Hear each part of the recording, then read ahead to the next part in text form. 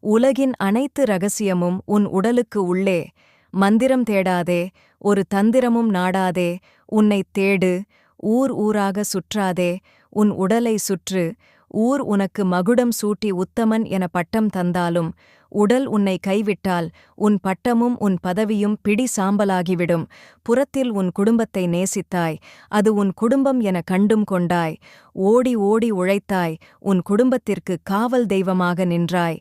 ஆனால் உனக்கு காவல் தெய்வமாக, உன் உயிருக்கு காக்கும் கடவுளாக இருப்பது உன் உடலே. குடும்பத்தை மறந்துவிடாதே.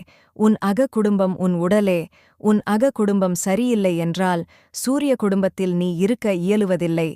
உன் உள்குடும்பம் உன் உடலே. அதை மறந்தால் உன் வெளிக்குடும்பம் கதறினாலும் உன்னை காக்கவும் யாரால் முடியும்? மற்ற உயிர்களுக்கு ஒருவன் செய்யும் பாவத்திற்கு விமோசனம் உண்டு. ஒருவன் அவன் உடலுக்கே செய்யும் பாவத்திற்கு விமோசனம் இல்லை. காரணம், அந்த உடல் அவன் உயிருக்காகவே சிறப்புமிக்க வரமாக கொடுக்கப்பட்டதால். உடலுக்கு ஒருவன் செய்யும் தொண்டே பூஜை.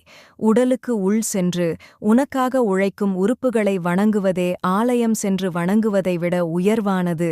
உடல் அனுமதித்தால்தான் ஒருவன் சித்தனும் ஆக முடியும். ஒருவன் எப்படிப்பட்டவன் ஆக வேண்டும் என்று தீர்மானிப்பது அவனின் எண்ணங்களே. ஆனால் அந்த எண்ணங்களை தீர்மானிப்பது உடலே. ஒருவன் எதுவாக ஆக விரும்புகிறானோ அதை தீர்மானிப்பதும் உடலே. ஒருவன் உண்ணும் உணவும் பேணி காக்கும் உடலும் அழைத்து செல்லும் அதன் அதன் தன்மைக்கு ஏற்ப. ஒருவன் அவன் உள் குடும்பமான உடலை கவனித்தால் அந்த உள் குடும்பமே உன் வெளி குடும்பத்தை காக்கும்.